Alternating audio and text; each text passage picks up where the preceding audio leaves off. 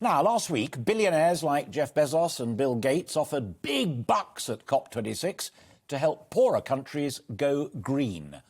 Also, Vietnam's richest businesswoman gave £155 million from her budget airline to Lineker College, Oxford, who are now asking the Privy Council to change their name to Tau College, Oxford.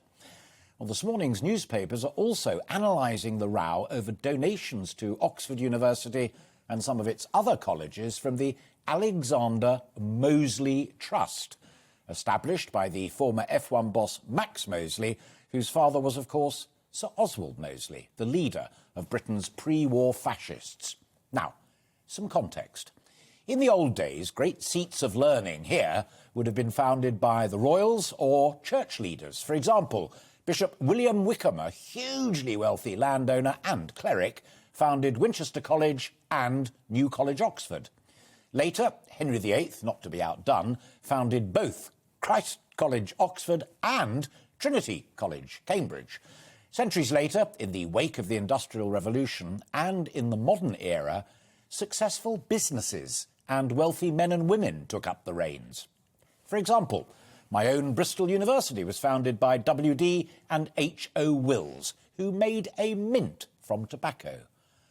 At the other end of the health spectrum, Boots the chemists put lots of cash into Nottingham University.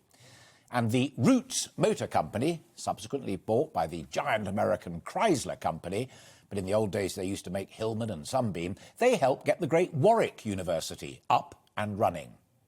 And even more recently, when James Dyson complained to the university's Minister Joe Johnson that he couldn't get enough engineering graduates because the UK universities simply weren't producing enough, Joe Johnson said, well, why don't you set up your own? Dyson did, and it's all going very well, thank you.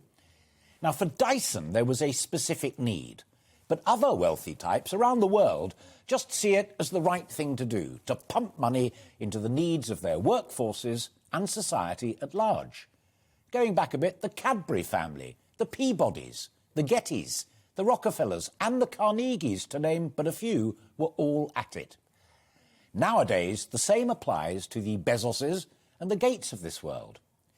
What's more, they're happier to fund worldwide healthcare projects and efforts to save the planet through their own agency and on their own terms, rather than doing it via taxation, with governments, some less competent than others, as the intermediaries.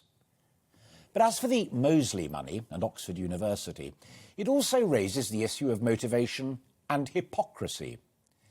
The wealth of Cecil Rhodes helped fund overseas students at Oxford, but his statue became a target of hatred because of his colonial and racist past. But money bearing the name Mosley, which has far worse and more recent political connotations, seems okay. All a bit odd.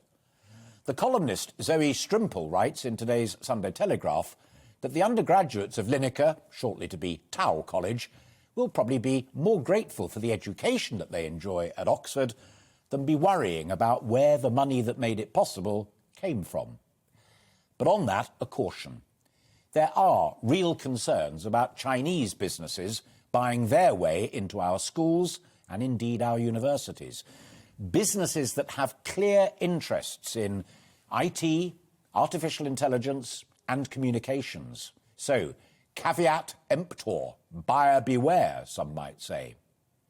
Now, to me, the idea that folk who've made a fortune should want to fund universities, schools, housing projects, any other of the public goods is just great. What's more, these people are more willing to part with some of their wealth through direct and specific projects than they are to pour taxes into an immediate pool of public spending. But do we need to be alert and with eyes wide open on where all of that money now comes from and whether indeed the motivations of rich individuals and rich nations might now be? That is my big question today. Is philanthropy the way forward? And are there pitfalls?